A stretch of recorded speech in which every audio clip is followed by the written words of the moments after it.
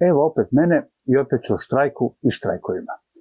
Napokon da se radnička klasa počela buditi te da štrajk i štrajkanja postaju dio svakodnevice. Od štrajka do štrajka pa budemo došli i do te revolucije jedne. Po definiciji štrajk bi bio vršenje pritiska na poslodavca uskraćivanjem usluge onima koji tu uslugu potražuju. I tu je više manje sve jasno i u demokratskom društvu legitimno. Osim kada priroda nečeg posla ne dozvoljava uskraćivanje pružanja usluge, ali baš niti na jedan način. Ajmo sad mrvicu naokolo, pa budem došao do srži problema. Civilizirano društvo podrazumijeva zaštitnički i brižan stav i odnos prema ljudima u potrebi. Civilizirano društvo takav odnos podrazumijeva i prema djeci. No praksa nam pokazuje suprotno. Tako da onda imamo zapravo situaciju da ovo naše društvo nije civilizirano. Jer koga bi svemiru moj trebalo više zaštititi, kome bi trebalo više pomoći nego djeci sa invaliditetom i teškoćama u razvoju i onima koji skrbe o njima, a to su najčešće njihovi roditelji. Ti njihovi roditelji nemaju pravo na štrajk ni jedne minute, a rade 24 sata na dan, svih 30 dana u mjesecu, svih 12 mjeseci u godini, sve godine života svoga.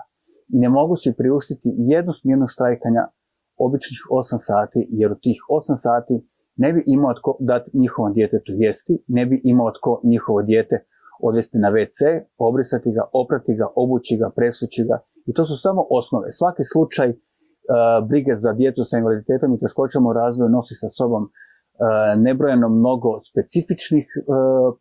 specifičnih problema s jedne strane, a s druge zahtjeva od roditelja ogromnu količinu edukacije i znanja kako bi se mogli nositi sa skrbi o svom djetetu. I znate kolika je satnica tim, kako službeni naziv kaže, roditeljima, njegovateljima djece sa invaliditetom i teškoćama u razvoju? Manje od 3,5 kune ili 2,5 tisuće kuna mjesečno. Nevjerojatno sramotnih, bezobrazno sramotnih, tako da se nedavno izjava premijera Plenkovića da su oni uvijek pokazivali veliku osjetljivost prema svima onima koji su ranjive skupine, jednostavno mogu svrstati u kategoriju laži. Bezobrazne laži, jer samo od zadnjeg prosvjeda roditelja prošlo je gotovo 2 mjeseca, kada je i nastala ova, možeš misliti se drapajuća, Plenkovićeva izjava, a roditelji su i dalje na tih 2,5 tisuća kuna mjesečno. A traže, zamislite, ogromnih 4.000 kuna. Trenutno su i bez prava na bolovanje, bez prava na godišnji, sa masom skupih terapija na leđima koje treba platiti, još moraju platiti i troškove zakonski obavezne prilagodbe životnog i stambenog prostora. I to sve od sadašnjih 2,5 tisuća kuna ili budućih ogromnih 4.000 kuna. Strašno.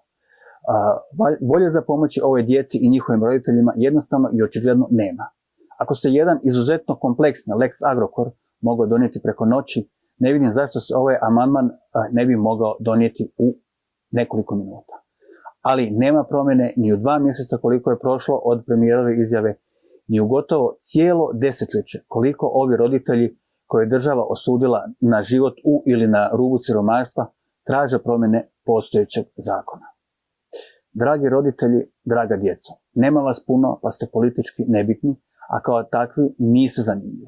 Bespotrebni ste, višak i samo trošak. I nemate sreće. Rođeni ste u neciviliziranom društvu kojim vlada bešćutna i lažljiva politička kasta bez trunka empatije. I ne mogu ovu kolumnu završiti nekom pametnom rečenicom jer sam pun bijesa, jer ne mogu razumjeti te neke kažu ljude. Ja jednostavno nisam ista vrsta sa takvima. U srijedu 4.12. je novi prosvjed roditelja njegovatelja u 10 sati ispred Ministarstva za demografiju, obitelj, mlade, socijalnu politiku. Dođite, podržite. Za Brid, Marin Leko.